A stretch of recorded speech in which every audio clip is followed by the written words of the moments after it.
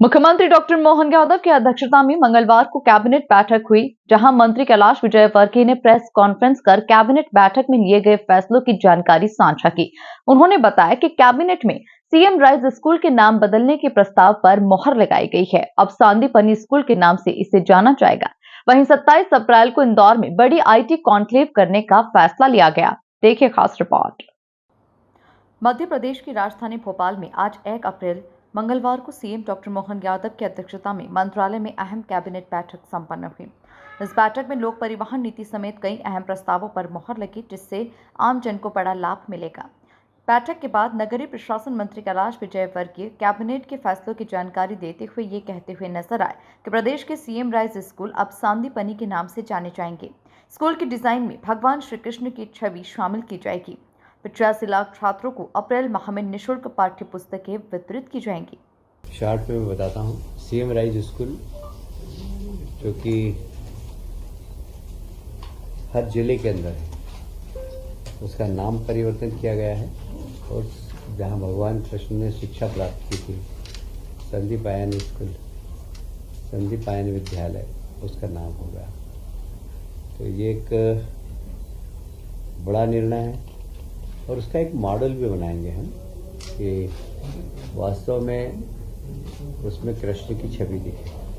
Cabinet बैठक में कामकाजी महिलाओं के लिए भी बड़ा फैसला लिया गया। कामकाजी महिलाओं के हॉस्टल के लिए केंद्र सरकार से 224 करोड़ रुपए मिले हैं। औद्योगिक क्षेत्रों में महिला हॉस्टल बनाए जाएंगे और इस योजना के तहत औद्योगिक क्षेत्रों में 5000 से ज्यादा कामकाजी महिलाओं के लिए हॉस्टल बनाए जाएंगे। इससे महिला सशक्तिकरण को और मजबूती मिलेगी। औद्योगिक क्षेत्र में कामकाजी महिलाओं के लिए हॉस्टल्स के लिए 284 करोड़ रुपया हमें केंद्र सरकार की सहायता से मिला है। हम देश के प्रधानमंत्री को धन्यवाद देना चाहते हैं कि जितने भी हमारे औद्योगिक क्षेत्र हैं वहाँ महिलाओं के लिए हॉस्टल निर्माण करने का कार्य अब हम अतिशीघ्र करेंगे, क्योंकि औद्योगिक क्षेत्र में महिलाएं काम तो करती है पर उनके लिए आवास की बड़ी परेशानी थी और ये कामकाजी महिलाओं के लिए हॉस्टल बनाने की बहुत पुरानी डिमांड थी और अब ये डिमांड उनकी पूरी हो गई है। इसमें लगभग 5120 कामकाजी महिला औद्योगिक क्षेत्र में पहले चरण में व्यवस्था होगी। ये महिला सशक्तिकरण के लिए बहुत ही अच्छा उदाहरण है और हम देश के प्रधानमंत्री को इसके लिए पुनः धन्यवाद देते हैं। वहीं मंत्री कैलाश विजयवर्गीय ने बताया कि इंदौर IT के लिए अनुकूल शहर है, लिहाजा इंदौर को IT हब बनाने के लिए मोहन सरकार 27 अप्रैल को IT समिट करने वाली है। 200 से अधिक कंपनियां इसमें शामिल होंगी। अभी आपने देखा होगा GIS हुआ, उसके पहले सोनल कॉन्क्लेव हुई, अब इंदौर में IT सेक्टर की कॉन्क्लेव होगी 27 अप्रैल को। देश और दुनिया की लगभग 200 से ज़्यादा कंपनियां आएंगी। इंदौर IT के लिए बहुत ही अनुकूल स्थान है और इसलिए माननीय मुख्यमंत्री जी ने निर्णय लिया कि इंदौर में सिर्फ IT संबंधित एक बड़ी कॉन्क्लेव की जाए और वह 27 अप्रैल को होने जा रही है। हमेशा एक सरकार के ऊपर आरोप लगता था कि सरकार घोषणा तो कर देती है पर औद्योगिक सब्सिडी नहीं मिलती उद्योगों को।